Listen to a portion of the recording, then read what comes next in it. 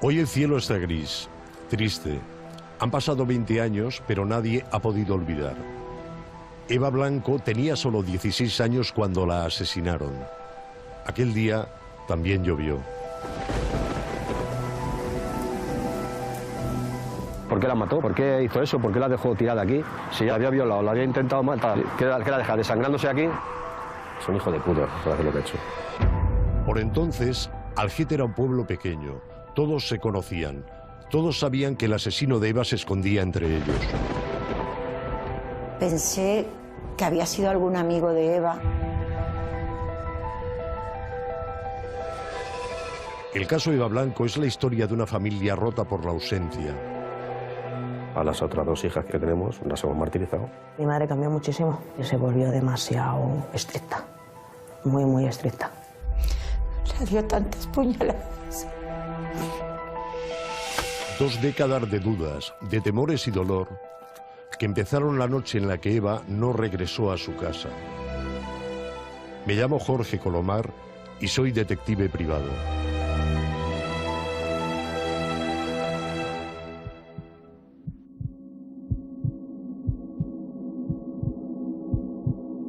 Sobre su hija. En estos momentos se encuentra bien, no le falta de nada, su seguridad depende de usted. Escúcheme con atención, ¿eh? No lo voy a volver a repetir. ¿Tienen el dinero preparado? Un suceso terrible. Un nuevo caso de violación y muerte. Desapareció hace 53 días. Violada y después arrojada al vacío. Un nuevo caso de violación y muerte. La muchacha volvió sola a casa. Es la adolescente número 13 que aparece muerta en nuestro país en los últimos 5 años. La autopsia confirma que el cadáver hallado ayer en Castellón es el de Sonia Rubio. Secuestro el pasado lunes en Madrid de la joven de 22 años, Anabel Segura. Si no se cumplen las peticiones, será ejecutada. Ayer les llegaba la noticia que Anabel había sido asesinada. Un hombre encontró el cuerpo sin vida de la joven de 21 años, Beatriz Agredano. Luto, dolor y rabia por una niña asesinada. Fue localizado su cuerpo sin vida. El cadáver apareció calcinado. Están recibiendo sepultura los restos de la joven Eva Blanco, que ha sido asesinada. Aquí ven ustedes las imágenes de dolor de esta mañana.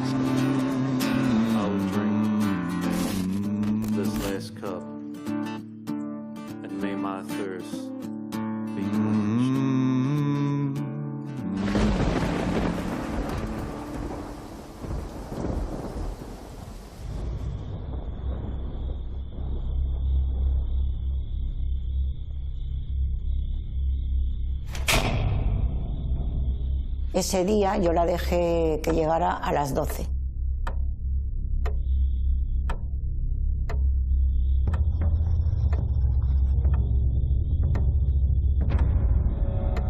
A menos cuarto por ahí yo ya la sentía, que estaba en la esquina. No era una niña que llegara tarde nunca a su casa. Tú le decías un horario y ella estaba. Esa noche yo notaba a mi madre muy rara. Habían pasado solamente 10 minutos de retraso. Mi madre estaba dando vueltas por toda la casa. Mamá, que no te preocupes, que va a venir ahora, que ahora va a venir. No, a tu hermana le pasa algo, a tu hermana le ha pasado algo. Llamé a casa de Vanessa y me dijo que hacía un buen rato que la había dejado. Ella me confirmó y todo, me dijo, es que ella tiene que estar en casa. Estábamos reunidos hasta que hubo un momento que ya era la hora de que Eva se tuviese que ir a casa. Entonces lo que hice es acompañarla hasta la Virgen y luego yo ya me volví para acá un ratito. Fui la última persona que la vio con vida y no vi nada raro. Ningún coche ni ninguna persona que pudiera sospechar que pudiera pasar algo. El nerviosismo de mi madre. Eso se me quedó a mí grabado. Estaba histérica, perdida. Y salió corriendo de casa y buscando por todos los lados y mamá, ¿qué pasa? Mamá, ¿qué pasa? Y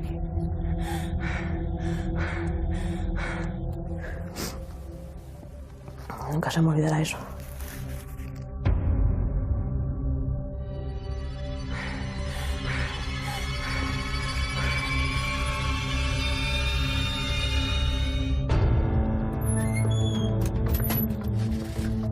Yo le pedí a Manolo que fuera por la carretera de Coveña a ver si ella se había enfadado o algo y se había ido andando.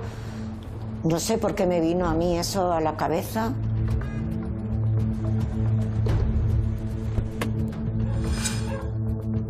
Él estuvo buscando por las cunetas, por todos los sitios estuvimos buscando, pero nada.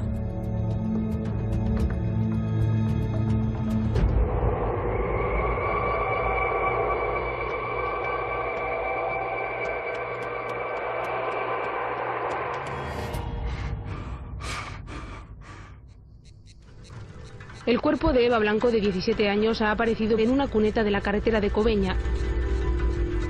Pantalón le tenía normal, todo estaba normal. Estaba así, con la mano así echada para adelante, una y la otra me parece que la tenía debajo del cuerpo y la cabeza para adelante. Y las botas puestas, o sea, todo estaba normal, como si estuviese durmiendo.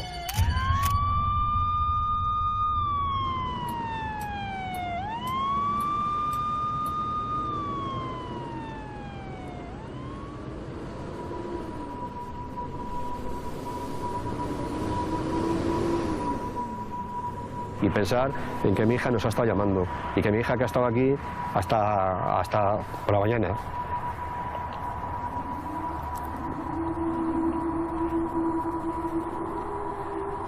Y que nos ha estado llamando a lo mejor por la noche, ¿quién es? A lo mejor nos ha estado llamando por la noche, porque la pobre hasta que se ha desangrado.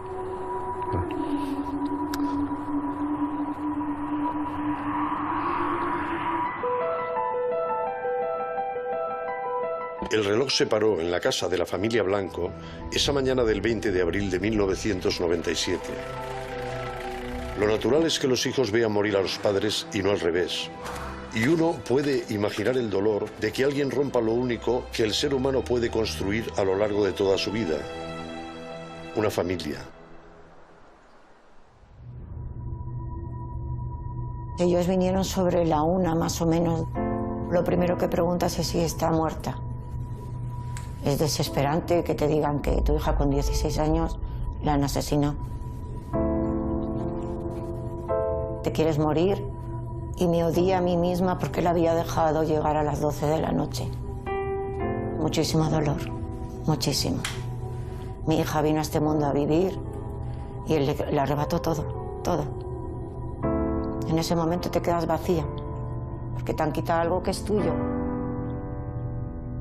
que era mi hija. Vi a la mirada de mi madre, que venía, y es que no me dijo nada.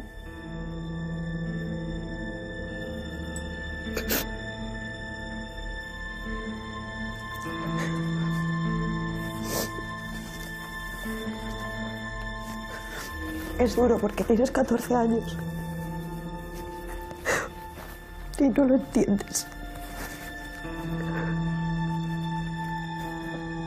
Me llamó mi hermana que viniera para casa, que me iba a ir con mi prima. Y de que bajábamos vimos a la Guardia Civil venir. Y claro, nos quedamos en el coche, yo tenía 11 años, nos quedamos en el coche y yo escuché a mi madre gritar. Y a mí me decían, no, que tu hermana la han encontrado en Madrid, que la han encontrado en Madrid, pero yo sabía que no. Que ese grito que pegó mi madre no es porque mi madre la hayan encontrado en Madrid. La destrozó. Le dio tantas puñaladas. Y luego encima la violó.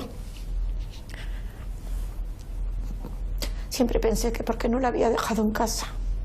Si ya le había hecho eso, ¿por qué la mató?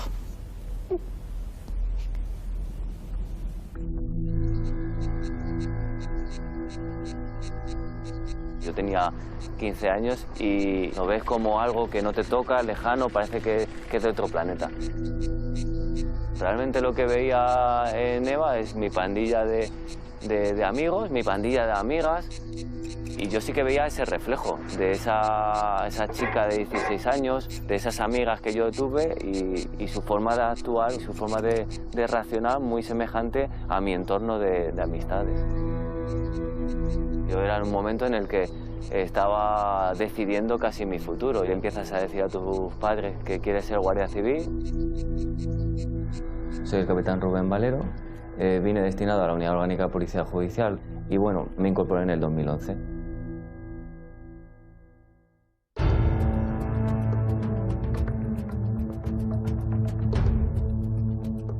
El comandante Rojero, que era entonces el jefe de la unidad, el que estaba por encima, no me dijo mucho más, que lo único que me pedía es que sacase el caso de Eva Blanco.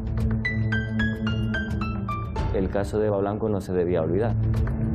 Soy el teniente coronel Javier Rojero Martín. En las fechas en que ocurrieron los hechos estaba destinado en la unidad de policía judicial de la Comandancia de la Guardia Civil de Madrid. En un primer momento nos pareció que no era un hecho premeditado, que no era un asesinato meticuloso y planificado, ya que se cometió con una navaja pequeña como las que se llevan habitualmente en un bolsillo o en la guantera de un coche. Eva Blanco tenía que haberse subido en el coche de alguien conocido. Basándonos en eso, lo que hacíamos básicamente es buscar diferentes líneas de investigación, teniendo en cuenta el perfil de una persona de confianza o que generase confianza a una niña de 16 años y que además fuese relativamente conocido en el pueblo o que por lo menos ella le conociese.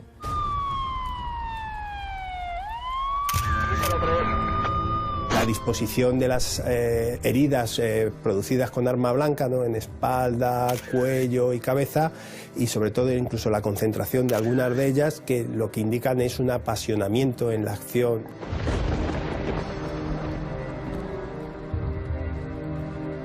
Había caído agua, pero muchísima. Por lo tanto, muchas de las evidencias que pueden quedar, pues posiblemente se las llevará el agua. Nos encontramos con una huella de zapato parcial que se recoge y se remite al laboratorio, pues para que puedan determinar a qué se corresponde. La zona era empleada por las parejas de las proximidades para estar en intimidad. Cuando se le practica la autopsia al cadáver de la menor, se encontraron entre las uñas del cadáver fibras de tela de color rojo, así como semen en la boca y en ropa interior. Esas muestras biológicas solo pertenecían a una única persona, a un varón. Para un investigador de homicidios, la prueba 10 es una muestra biológica ADN sin contaminar, sin mezclas con otros alotipos de otras personas, porque eso nos pone nombre y apellidos, más tarde o más temprano, de quién es el dueño de esa muestra. Lo que nos encontramos es que el cuerpo de la niña está vestido, que nos llama la atención. Es imposible, a una persona muerta es imposible vestirla y dejarla de esa manera. Si ello lo juntamos a que en el cuerpo no se observaron moratones propios de fuertes sujeciones con la mano o de tratar de zafarse de un apresamiento, y que luego el cuerpo aparece perfectamente vestido, coincidiendo incluso en cómo su madre nos describió que ella se solía vestir, entonces, bueno, pues nos indujo a pensar que la menor se podía haber subido en el coche de forma voluntaria y que, por lo tanto, fue una persona conocida.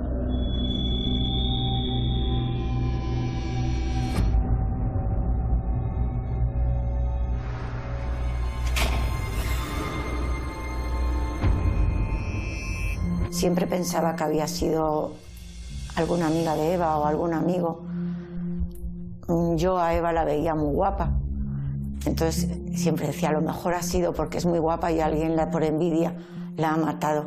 Rápidamente se investigó a todos los amigos de su pandilla, ¿no? Porque muchas veces este tipo de crímenes tan pasionales pueden tener origen en personas muy cercanas y que hay una relación afectiva. Yo esa noche tenía coartada, quedé con unos amigos de la pandilla y vinimos, pues eso, sobre las 10 al GT. Y vi a Nani que vino y me preguntó si había visto por el pueblo a Eva. Y le dije que no. Y me dijo, es que no ha aparecido todavía por casa. Y dije, ¡buf! La va a caer una bronca, digo, porque nunca se suele retrasar. Tampoco le di mucha importancia porque no crees que vaya a pasar lo que pasó. Yo a Eva la conocía desde hace muchísimos años. Antes de venirse con nosotros a la pandilla, Manolo se hizo un grupo de chicos jóvenes para protección civil y yo me apunté en ese grupo. Y Eva era pequeña y venía con su padre. Al cabo de los años empezaron a venir ella con 2 amigas a nuestra pandilla. Date cuenta que esto era un pueblo, o sea, un pueblo que no había nada. Entonces, bueno, se juntaban los críos que eran del colegio, se juntaban todos, se iban a bailar, igual se ponían a bailar ahí en unas pistas que había ahí atrás de un colegio, pero vamos, que estaban muy unidos entre todos. En aquel tiempo yo creo que él le gustaba a Eva Yo creo que fue el tema de la lluvia por lo que quiso acortar camino y cogió ese camino que no estaba iluminado, estaba en obras, pero era un camino que no cogía casi nunca. A no ser que la bajara yo en moto, que su padre no quería que bajara en moto jamás, pero la bajábamos a escondidas para el tema que estuviera siempre a la hora, pero era un recorrido que jamás hacía. Muchas veces me lo ha dicho, que en qué hora no estaba ahí en ese momento, que siempre lo ha acompañado, que siempre, que ese día que no podía estar, que mira que es cuando le ha pasado eso. En ese momento te sientes muy mal, muy mal. Si hubieras estado, si no hubiera ido a Madrid, para un día que falto, y el sentimiento de culpa no te lo quitas. Sebas ha tenido mucho remordimiento de que aquel día él se fue a Madrid y siempre nos lo ha dicho. A mi hija le puse el nombre de Eva porque ha sido una de las personas importantes en mi vida y era una forma bonita de recordarla, y una de mis hijas se llama Eva por eso. No quedó sin observar, sin rastrear, sin tocar con las manos o con las palas ni un solo palmo de tierra. No quedó sin mirar, sin comprobar, sin preguntar los movimientos de aquellas horas de cada uno de los vecinos. ¿Dónde estaban? ¿Qué hicieron?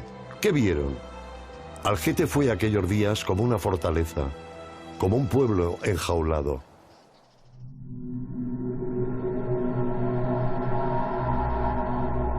Nosotros vivíamos en un vivero de horticultura de plantas. Y ahí estuvimos casi más de 5 años viviendo. Que le pidió permiso a su jefe para instalar la caravana, porque antes vivíamos en Algete. Y ahí nos reuníamos todos a hacer barbacoa y luego a veces salíamos con los niños, íbamos para acá, íbamos para allá. Además en esa época que no había como ahora ni ordenador, ni había teléfono, ni había la ventaja que hay ahora. No ha habido todas esas cosas. El mes de abril, y dale con el mes de abril y dale con Eva Blanco. Ojalá los muertos pudieran hablar. Ese día Eva se fue al Algete, a la plaza, a tomar calimocho con los amigos. ¿Qué pasó ahí? No lo sé, no te puedo decir. Pero Eva ya estaba con alguien en un coche. Y yo sé mucho y no te voy a responder ni a ti ni a nadie. No te voy a decir nada. Porque los padres tampoco dicen toda la verdad. Ay, que hay cosas.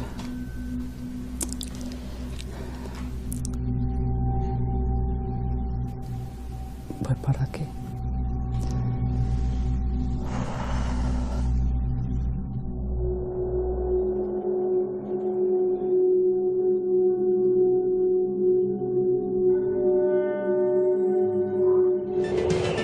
La Guardia Civil lo tiene todo preparado, el laboratorio donde se analizarán todas las muestras y los 100 millones de pesetas que costará esta investigación. Masiva respuesta de los vecinos de la localidad madrileña de Algete ante la propuesta del ayuntamiento de hacer pruebas de ADN a los varones para comprobarlas con el código genético del hombre que violó y asesinó a la joven Eva Blanco hace más de 2 años. A mí me parece bien, con tal de que le encuentren. Sí, todo lo que sea favorable para la operación. Sí. ¿Por qué no la tengo que hacer yo? No lo veo lógico. Iba a un bar y miraba a los hombres mal, porque pensaba, a lo mejor ha sido uno de estos, o ha sido aquel, o ha sido aquel. Y me corregían mis amigas, me decían, Olga, no mires así, porque les estás clavando la mirada.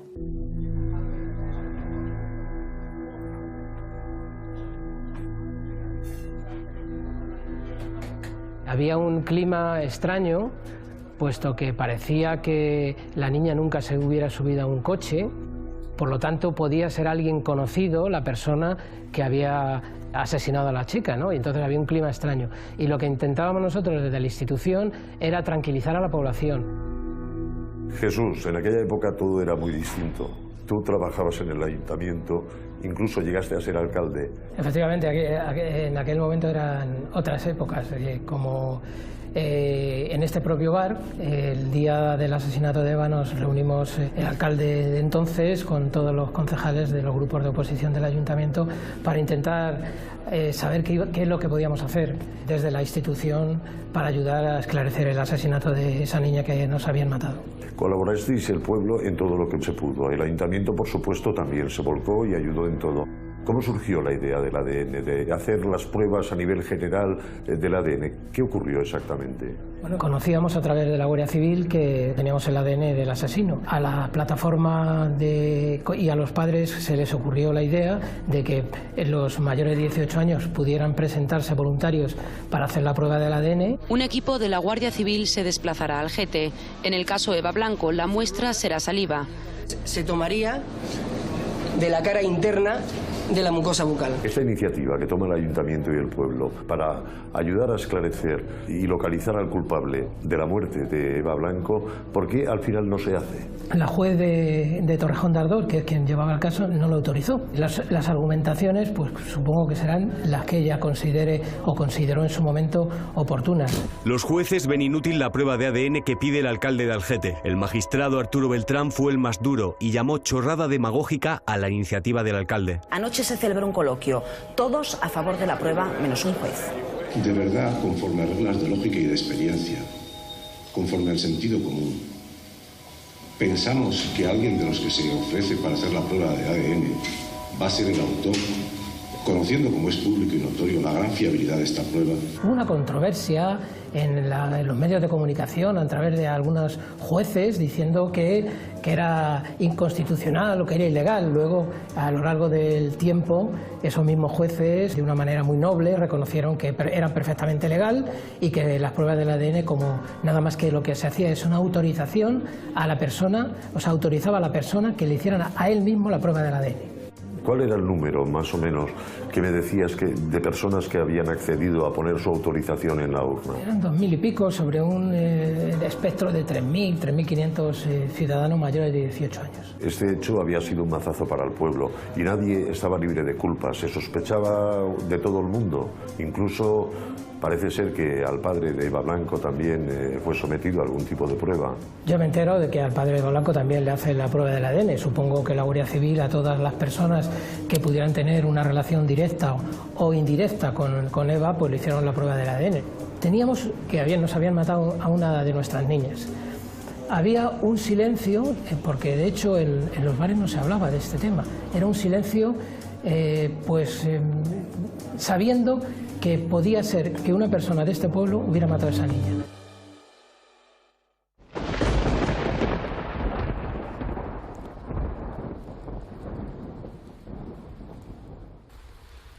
Pues estas son fotos de Eva.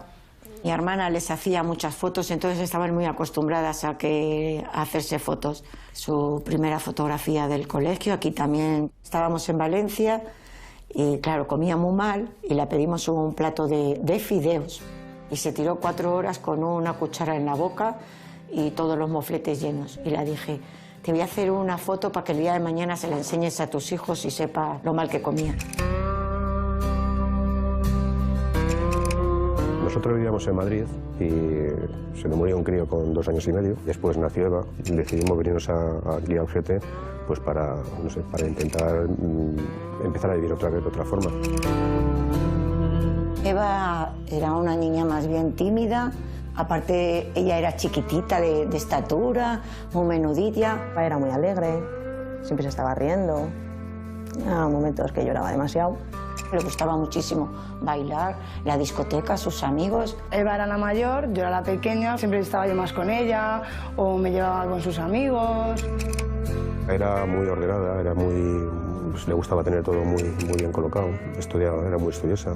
Pues eso, era una niña de 16 años de aquel entonces.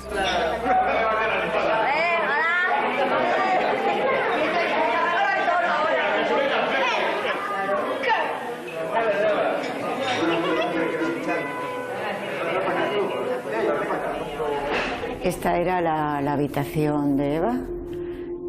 La guardilla la querían todas, entonces se sorteó y le tocó a ella. No subía, me daba mucha pena. Por eso mis hijas decían, mamá, pues tapiala y así te quedas sin habitación. Y esto se quitó ahora como 15 años o cosas así, y ya se subió una de mis hijas aquí, pero ya no quería que hubiera nada de su hermana porque le daba no sé qué, y entonces se cambió la habitación. Siempre cuando subo, siempre recuerdo sus zapatillas, que siempre las dejaba ahí colocadas.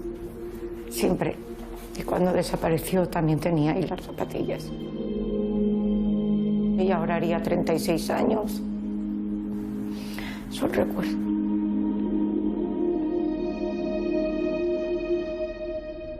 La Guardia Civil estuvo registrando toda la habitación de Eva. Se llevaron varios cuadernos que tenía, el diario de ella. Lo tenía pegado debajo de la mesilla. No teníamos conocimiento nosotros que lo tenía ella. No quiero leerlo, lo tengo guardado y no lo voy a leer. Mañana hago medio año con Miguel. Estoy súper nerviosa. Creo que me está empezando a gustar, o mejor dicho, me estoy enamorando. Estoy deseando ser mayor de edad e irme de casa y hacer mi vida. Solo una pequeña cosa más. Quiero a Miguel. Una de las primeras cosas que nos llama la atención es que en ese diario aparece el nombre de Miguel.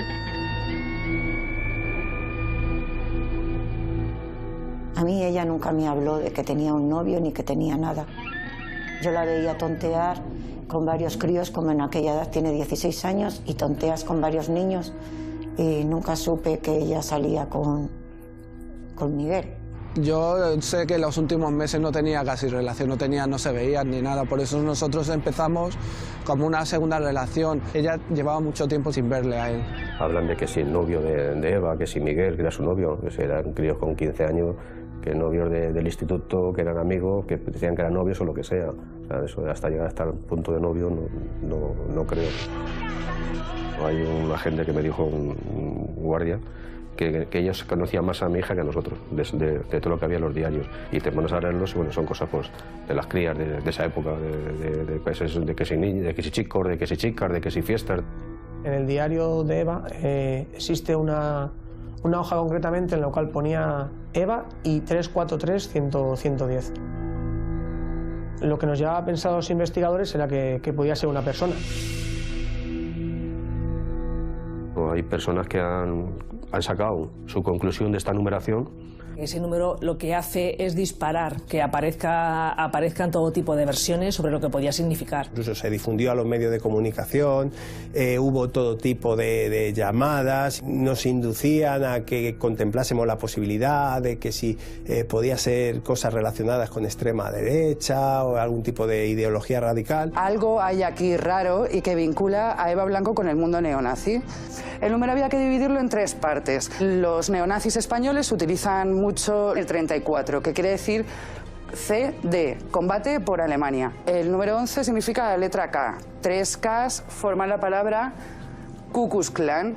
Y por último, la O. O sea, que lo que se pensaba que era el 0 es una O mayúscula. Es una O mayúscula que identifica una runa céltica a la que ellos le tienen mucha estima, que es Odal. Nosotros la conclusión que llegamos es que este número quiere decir Eva y nazis. Bueno, un poco más que era cosas de brujería, cosas de nazis. Hay una serie de dibujos que hay personas que lo han visto y que le han tachado a mi hija de todo. Que era de ultraderecha, una persona que estaba en la ultraderecha, que era muy ligera y se iba con estas personas y por eso la han matado. Estos dibujos, yo te puedo decir que pertenecía a una organización juvenil española. Cuando yo tenía 14 años, tengo muchas cosas de esa época, muchos dibujos, muchas insignias, y yo para mi hija era un tótem. Todo lo que veía en mí, ella lo hacía. ¿Qué ha dibujado? Un yugo, una flecha, se ha puesto aquí, mira la falange española de las Jones, fíjate cómo lo pone. O sea, cosas que pone aquí, ya por eso ya es de la ultraderecha, y por eso la han matado. Llegaron a poner a Eva como que la niña era una puta, como que la niña era una neonazi. Hay un criminólogo que dice que a mi hija la han matado porque pertenecía a un grupo de extrema derecha. O sea, ¿cómo se puede permitir la gente decir las cosas que dicen y editar un libro? Ellos no se dan cuenta de que hay familias, hay hermanas, hay amigos que lo están oyendo. Lo que tienen que hacer esos profesionales, criminólogos, que han dicho todo lo que han dicho, que pidan perdón. Todo el aporte de información que nos llegó fue analizado, estudiado y sobre todo las ideas más peregrinas en cuanto a su posible radicalización en algún movimiento extremista. su participación en movimientos radicales de corte de extrema derecha. Todo eso fue total y absolutamente descartado. Los hemos estudiado, los hemos dado 100.000 vueltas y al final yo creo que les hemos dado más vueltas de las que se merecían nosotros y la gente externa también, que se ha preocupado de sacar muchísimas versiones que no tenían nada que ver, incluso que han perjudicado en este caso a la familia y a la víctima. Martes 11 de marzo de 1997. Hoy he tenido un examen de dibujo y me ha salido bastante bien. Creo que esta evaluación sacó notable o sobresaliente. Escribía todos los días todo, es más, hasta el último día, el 19 de abril por la mañana, tiene escrito cosas en su diario. Iba a haber metido esto dentro de la tumba, lo iba a haber metido. Manolo nunca lo ha dejado. Él ha estado siempre, siempre, siempre ahí. Llegó incluso a dejar una temporada el trabajo. El carácter le cambió también mucho. Y él siempre, siempre, siempre, nunca se le ha ido la ilusión de que le iban a encontrar. Él luchó mucho, mucho. Es una persona que es bastante tímida. Tuvo que dejar su timidez por salir en los medios de comunicación y luchar por ella. Tú en un primer momento pensaste en un accidente, que yo creo que es lo que pensaríamos cualquier padre en cualquier momento. Yo te puedo decir que nos tiramos toda la noche buscándola por todas las carreteras. Yo me la estaba imaginando ya que le había tenido un atropello o algo, buscándola por las cunetas. Tiene ustedes esperanzas, ¿no? En este momento, por lo que me parece de lo que usted me dice, Manuel, ¿no? Sí, exactamente. Sabemos que tarde o temprano le van a encontrar seguro. Hola, buenas noches. No es que sea muy normal la situación que hemos tenido estos últimos meses, pero quizá habría que acostumbrarse a ver borrascas cada vez más activas. Una vez que te integras en el caso, comienza a hacerse obsesión en el tema de la empatía con la familia. Es por ella, porque descanse en paz ella y la familia.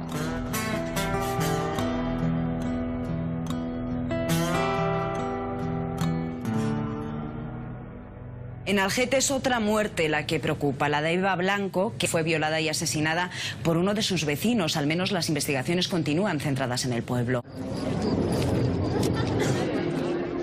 Date cuenta que ha sido un día tras de otro, un día tras de otro. Cada vez que me decían que hay indicios que tal y cual, estamos siguiendo una línea, luego esa línea se estropeaba. Ahora hay otra línea. Pero bueno, eso dentro de lo que cabe ha sido la fuerza que nos han dado, que me han dado, para poder tirar para adelante, pues si no habría sido horrible esto. Ponte la situación de un padre en el que ve noticia tras noticia cómo se esclarece un homicidio, otro homicidio, un hecho, otro hecho. Pero sí, te puede dar mucha alegría, pero te sientas en el sofá y al final lo que piensas es, sí, ¿y lo de mi hija qué? Es un vaivén, porque a veces te decían cosas y te ponías muy contenta y decías, madre mía, en un año lo van a coger. Otras veces, pues no.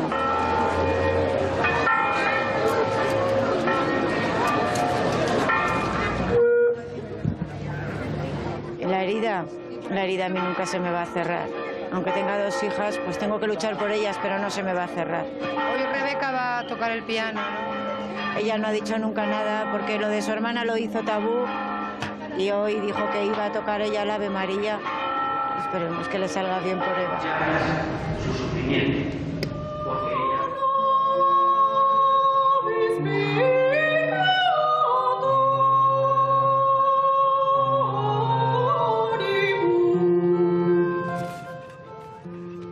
La emoción subió y la madre de Eva Blanco se desmayó en la iglesia, teniendo que ser atendida por Protección Civil.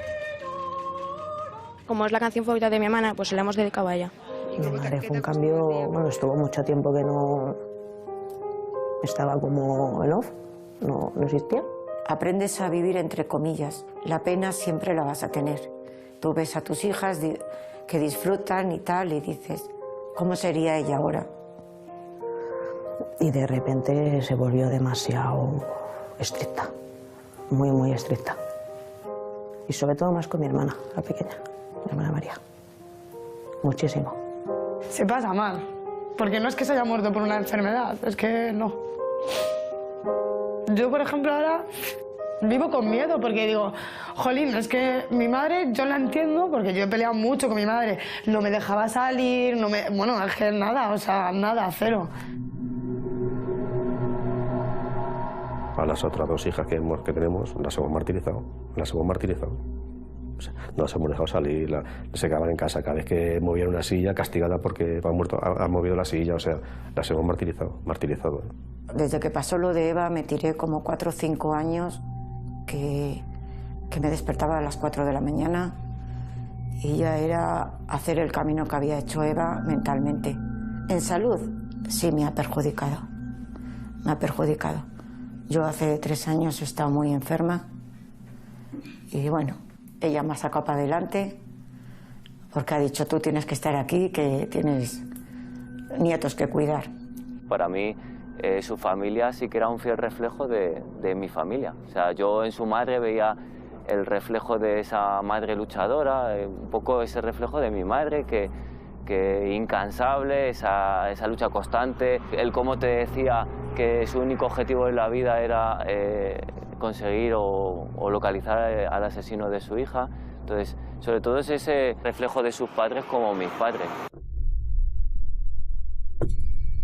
Eva Blanco se convirtió en el caso más complicado de la Comandancia de Madrid. Nosotros, evidentemente, ha habido muchísimos momentos en esta investigación en la que veíamos que nos chocábamos contra una pared.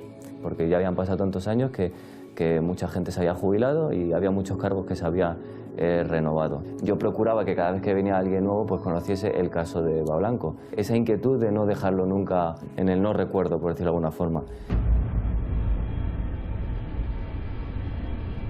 Cuando la situación parece estancada, esta vez el paso del tiempo corre a favor de la investigación.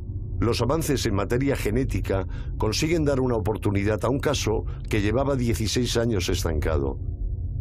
Tan solo quedan 4 para que el delito de homicidio prescriba. El asesino de Eva está a punto de salir indemne.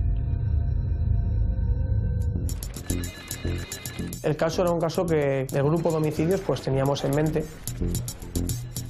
Incluso en nuestro tiempo libre en casa seguíamos dándole vueltas al mismo. En el 2013 el teniente Pablo había visto un reportaje en el que había visto pues un poco la evolución en el análisis e investigación del ADN.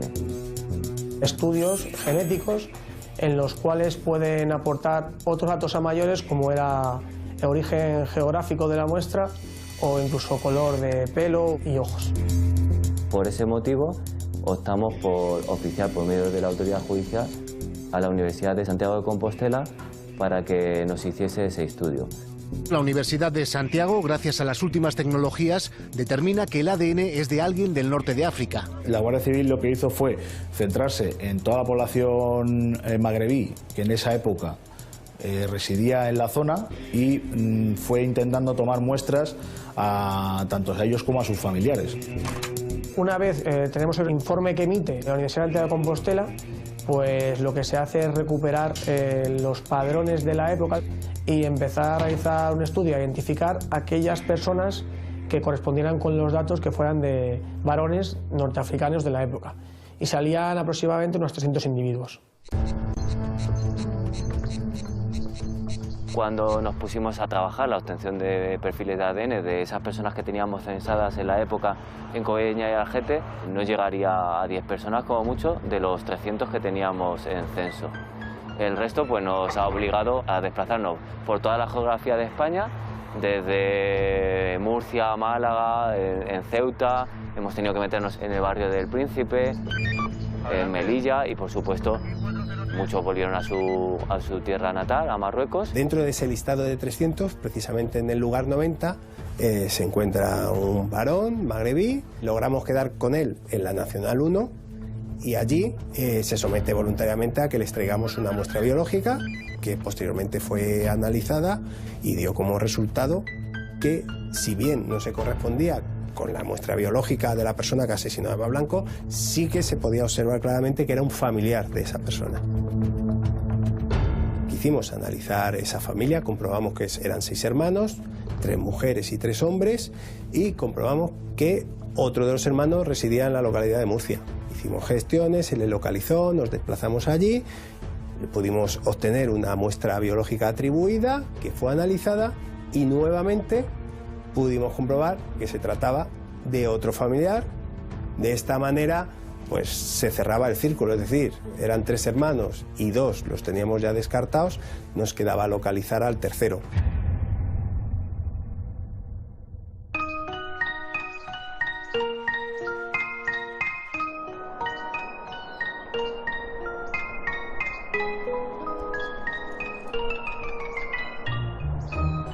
Ahmed Chel lleva una vida tranquila. Se ha casado 2 veces, vive en Besanzón, en el este de Francia. Tiene 5 hijos. Parece que es un tipo normal que no despierta sospechas. ¿Podría este señor, tan familiar y afable, ser un asesino?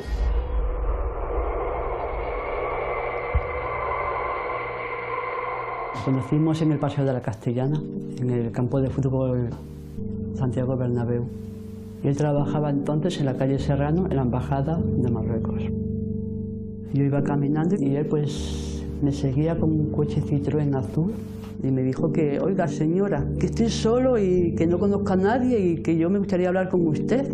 Y nos fuimos a tomar algo, fuimos de copas a una terraza y pasamos todo el día juntos y fue así como nos conocimos.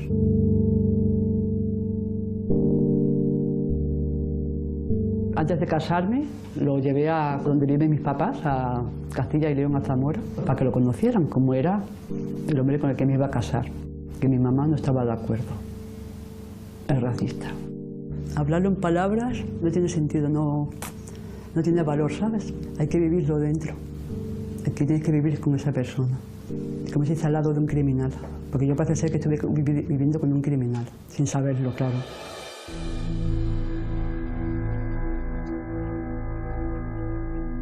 Este es el vivero donde el asesino de mi hija ha estado viviendo hasta los 2 años después de hacerlo, que fue cuando empezamos a hacer las pruebas de ADN, que por lo visto se debía asustar y fue cuando salió huyendo de aquí y se fue a donde se fuera. Él vivía aquí en una caravana con su familia, con sus hijos, y aquí estuvo viviendo todo el tiempo. Yo ese día estaba en gestación de Cari, de meses, me faltaban pocos meses, y él ese sábado trabajó. Ese sábado trabajó, pero vino pronto a casa. Y yo no lo vi mojado, ni lo vi sucio, ni lo vi lleno de barro. Porque cuando tú cometes un acto como este acto tan criminal, tú no vas a tu casa así como así. Tú vas a algún sitio, te cambias, te lavas, te limpias, qué sé yo no sé nada. Me pregunto cosas que no encuentro ni la respuesta. Yo no vi nada, yo no sé. Tantos comentarios que he oído, que he visto, porque yo estaba bien con él.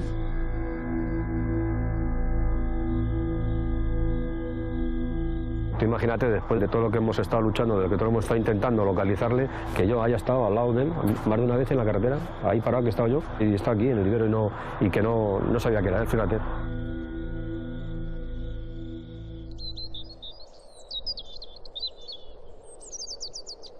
Cuando ocurrió el asesinato de Eva Blanco, Ahmed vivía y trabajaba en un vivero de la zona. Su trabajo consistía en el reparto de plantas en los establecimientos del pueblo. Las flores. Siempre he pensado en la enorme utilidad de las flores. Las flores festejan a los vivos y honran a los muertos. Son un mensaje en sí mismas, un mensaje puntual, pero muy explícito. Duran poco y dicen mucho. Hola, buenos días. ¿En qué le puedo ayudar? Soy Jorge Colomar, soy detective privado. Yo quería preguntar si conocíais a Ahmed, una persona que trabajaba en este sector. Sí, lo conocíamos, teníamos referencias de él. De hace muchos años ya, lógicamente. Sí, más de 20 años aproximadamente. ¿Cuál era la relación que tuviste? La relación que teníamos era puramente comercial, él traía sus plantas a través de los pedidos que se realizaban y bueno, pues de vez en cuando hemos visitado los viveros y bueno, también hemos contactado con él allí. ¿Hay algún aspecto que destacara en esta persona, algo que te llamase la atención? Bueno, quizás su seriedad y sus rasgos faciales, tal vez, sí. Puede que Ahmed trajera esas manos manchadas ya de sangre y que esas flores fueran entonces para Eva. El sueño de la muerte se fundió con el descanso de la noche. Un día en el que lo más comentado sin duda en este país es la llegada por fin de las lluvias. Esta mañana entró la primavera y de su mano ha llovido en parte de la España sedienta. Yo lo que no quería es que cuando prescribiese el caso nos quedásemos con la sensación de que se había dado algo sin tocar.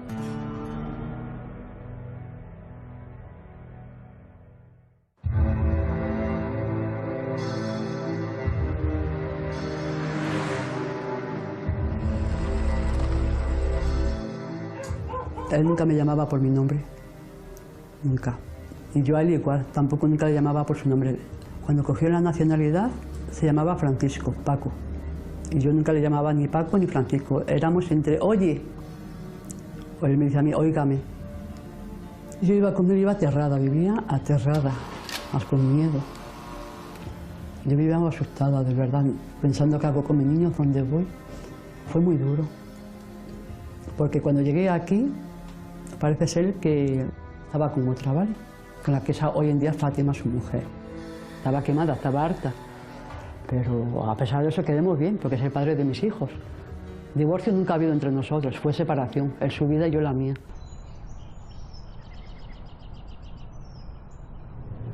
Vamos a dirección a Temes, donde tuvieron a Mer.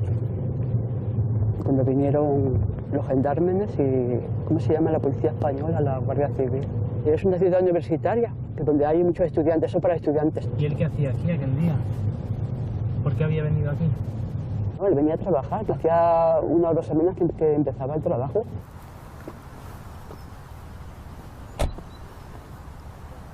Bueno, aquí estamos. Aquí es donde lo detuvieron. Tenían miedo de que se escapara con 2 mujeres y 5 hijos. ¿A dónde va a ir? A ningún sitio, porque con las deudas que tenía del país no va a ir a ningún sitio. Y mi hijo David, que parece ser que lo vio en la tele. 18 ans après les crimes, a été arrêté en France l'assassin présumé d'Eva Blanco. Le suspect, 52 ans, est un ressortissant espagnol d'origine marocaine qui vit dans la ville. Eso fue un golpe terrible. Ese día lloremos a lágrimas. A arrêté l'accusé de... Con la correspondiente orden europea de detención nos desplazamos a Francia y conjuntamente con la Gendarmería Nacional Francesa procedimos a la emotiva detención de esta persona.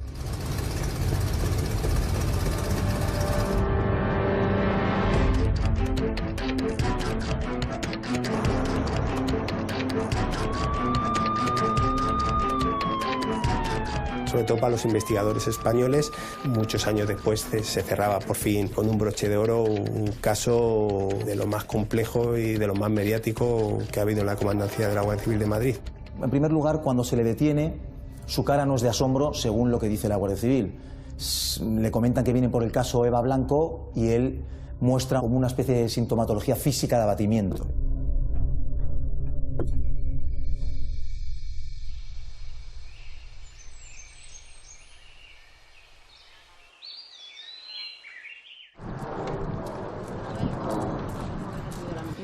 Bueno, pues con bastante alegría, dentro de lo que cabe. Parece que ya con esto se cierra ya una etapa de todo lo que ha pasado después de 18 años y ahora, bueno, ahora se abre otra a ver qué pasa. El jefe de la investigación llamó por teléfono a Manuel, al padre de Eva Blanco, y le comunicó la noticia. Cuentan, como ya habéis oído, que los dos se emocionaron, se pusieron a llorar por teléfono. Después se personaron aquí en la casa de... 10 tíos, hechos y derechos, en la puerta de mi casa, llaman al timbre y abrimos la puerta. Y están toda la Guardia Civil, todo el grupo de homicidios está en la puerta. Nos abrió Manuel, nos vio a todo el grupo y ya en el salón, pues yo siempre lo he dicho, que prácticamente no pude articular palabras, no me salieron palabras. Ayer cuando nos lo dijeron no lo creíamos, no lo creíamos porque parecía mentira que llegara este día. Mi corazón palpitó, lo que en mi vida había palpitado. Lo único que le pregunté, si de verdad era ese hombre el que habían cogido, que me lo confirmaran, que no quería que dijeran es el asesino de Eva y dentro de 3 o 4 días no era. Yo entré en el salón y me encontré con toda la Guardia Civil ahí en el salón, a mi madre llorando, y yo ya dije, ya está, o sea que ya la han encontrado. Una madre de superar año tras año, chasco tras chasco, no encontrar esa alegría, nada más que las alegrías en ese momento de sus nietos, pues para mí ese es la imagen de...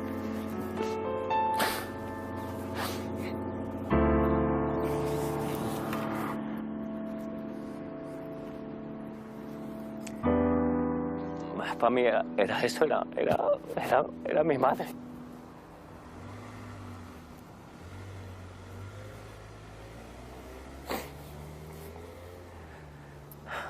El que no estaba llorando, estaba hablando casi... O sea, eso fue exagerado aquello. O sea, de cómo están involucrados, ellos estaban ahí, que tú fíjate cómo lo sintieron, que vinieron todos a mi casa para decírnoslo. O sea, todos los que estaban en ese momento, que no estaban en Francia, que estaban aquí, vinieron a mi casa a decirme. Un ejemplo pues es este vaso que le dejé a uno de los cabos y le puse la pregunta ¿cómo va lo de Eva? Y él me prometió que no iba a tirar el vaso y que me lo iba a devolver el día que esclareciese el hecho. Cuando se produjo la detención me contestó pues a las 15 horas del día 1 de octubre del 2016 se ha procedido a la detención de la persona de Ahmed Cherk como presunto autor del asesinato de Eva Blanco Puig, dando por finalizada la operación Pandilla.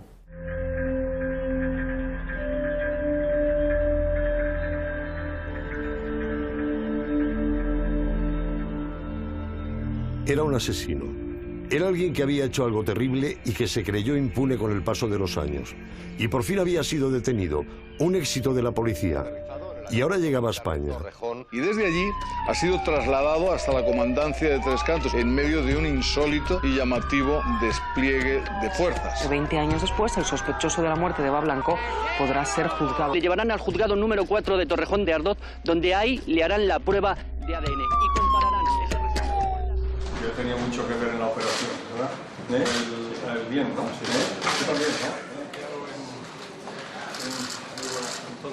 Afortunadamente, este tipo de delitos prescribían a los 20 años y la Guardia Civil lo ha esclarecido a los 18 años. Se ha pedido la extradición, la colaboración con las autoridades francesas ha sido en todo momento extraordinaria y, pues, evidentemente, pues, lo antes posible, cumpliendo los procedimientos correspondientes, pues que se ha puesto a disposición judicial y que responda ante la justicia española de ese crimen cometido en España, pues a una ciudadana española, en este caso Eva Blanco. Tras la detención se le extrajo una muestra de ADN a Ahmed y en 24 horas pues el Servicio de Criminalística nos confirmó que era el autor de los hechos del asesinato de Eva Blanco. Cuando mantuvimos la primera entrevista con Ahmed se denotaba como que era una historia que tenía previamente interiorizada, que era que había dos personas, que él se encontró con el cuerpo de Eva Blanco ya fallecido y que dos personas le obligaron a eyacular encima de Eva Blanco.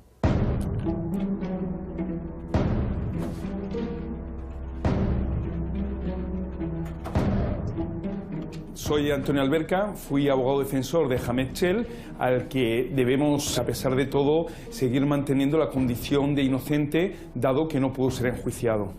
Ahmed siempre mantuvo la misma versión de su inocencia, es decir, incluso un preso trató de grabar, de sonsacar la información de cómo habían ocurrido los hechos y Ahmed, con toda la naturalidad, pues mantuvo su plena inocencia. Que él mantuvo relaciones con la víctima porque le obligan unas personas, a lo que no se opone la menor, y que desde luego él nunca asesinó a nadie y que nunca apuñaló a la menor. Una persona bajo la coacción de una amenaza con un arma blanca puede ceder a todas las pretensiones del individuo sin que por ello se pueda considerar que es que ha accedido voluntariamente a subirse y posteriormente mantener relaciones sexuales. ¿Por qué dio el paso el supuesto autor de los hechos de matar a la niña? Yo creo que ese miedo a ser identificado como posible autor de una agresión sexual pues le llevó a dar un paso más y acabar con la vida de la niña. Ella cuando salió corriendo se cayó, empezó a subir por el terraplén. Esta persona cogió por atrás y ya no es que le dieron una puñalada, es que le dio 19 puñaladas, entre ellos en la cabeza.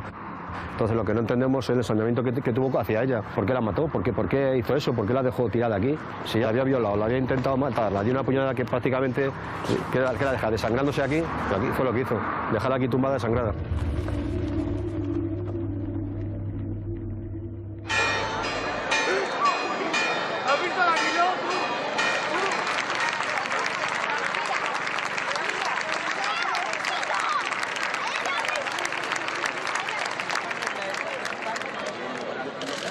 Para mí siempre estaréis aquí, como si fuerais de la familia. Habéis llorado cuando tuvisteis que llorar. Y hoy quiero que todos demos un aplauso muy grande, miremos a las nubes, que sé que ella tiene su casa allí. Bien, porque no era nadie del pueblo, porque no era nadie de la familia. Y ahí te quedas como diciendo, madre mía, ha sido un extraño el que se lo ha hecho. Siempre dije que ojalá viniera antes de que yo me muriera para no dejarles esta herencia a mi hija, de que ellas buscaran al asesino de Eva. Él fue a declarar en el juzgado y justamente cuando estoy cruzando la calle del juzgado veo que le están sacando por la calle. Pues imagínate que si no es por la Policía Nacional, pues no sé qué había pasado allí, ¿entiendes? Quería saber por qué había hecho eso. Después de conocerle, no es pensar que porque ha hecho eso. Es un hijo de puta por hacer lo que ha hecho.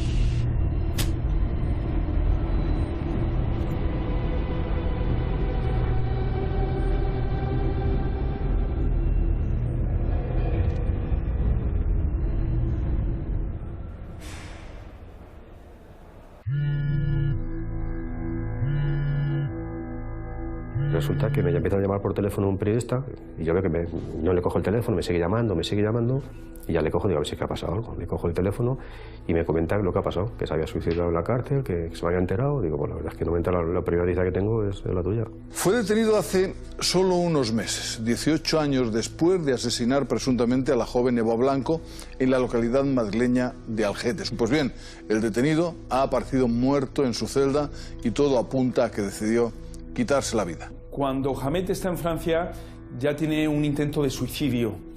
Esto lo conoce el juzgado de instrucción número 4 de Torrejón de Ardoz y entonces en el auto en que decreta la prisión cuando llega desde Francia dispone expresamente que se le aplique el protocolo antisuicidios dado el peligro de que pudiese tratar de volver a acabar con su vida.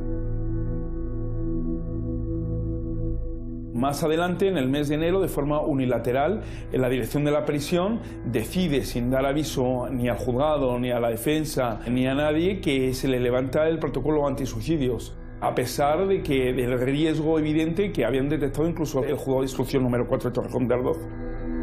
Él se suicidó, se quitó la vida. ¿Y por qué?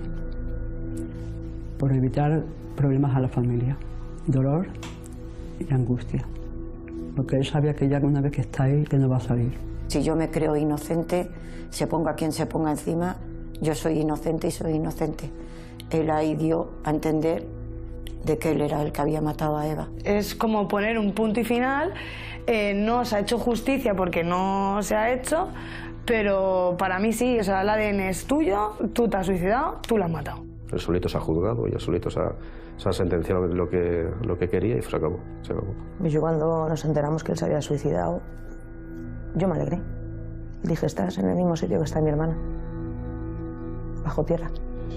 Debemos dejar muy claro que Hamet jamás ni siquiera llegó a ser acusado de estos hechos. Simplemente estuvo investigado en una instrucción penal y él y su familia cargarán con esa situación de no haber podido defender, dar su versión ante los tribunales y defender que él realmente no fue el autor de todo eso. Creo que el sistema falló. A Ahmed se le había aplicado un protocolo antisuicidios que fue levantado días antes de que se procediera a su suicidio, y digo que nos privó no de conocer la verdad, que la verdad, por suerte y por tesón de la Guardia Civil y de todos los implicados en la investigación, se demostró la que es la verdad objetiva, ¿no? Que fue Ahmed el autor del asesinato, detención y agresión sexual de Eva. ¿Que él la violara? Bueno, porque el ADN, como tú dices, 100%. Sí, seguro. Pero ¿y matarla?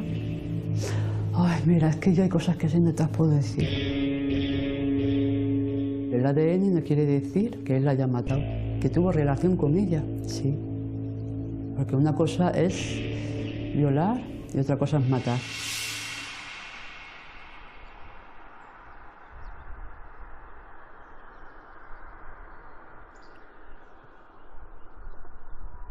Viven mientras los recordamos.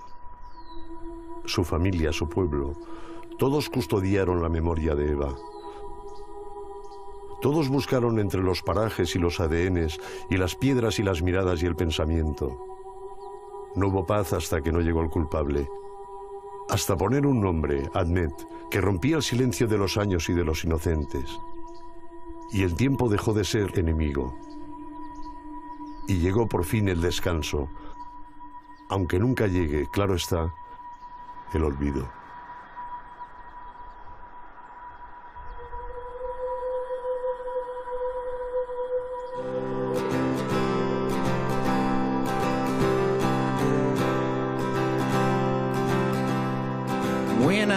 was young, I fought the whole world. Siempre le echaba reyes a Eva durante una temporada, pero luego ya dije, me estoy mortificando yo porque nadie los coge, los cojo yo misma, entonces ya dejé de hacerlo. So are the heroes. Era totalmente mi familia, realmente era mi familia, entonces era dar la mayor alegría a mi familia. Era simplemente eso. Mi hija ya está ahí donde está, ya está, hemos hecho justicia con ella y tenemos que seguir viviendo, tenemos que seguir viviendo. So are the fools, so are the heroes. We howl at the moon and challenge the sun. So are the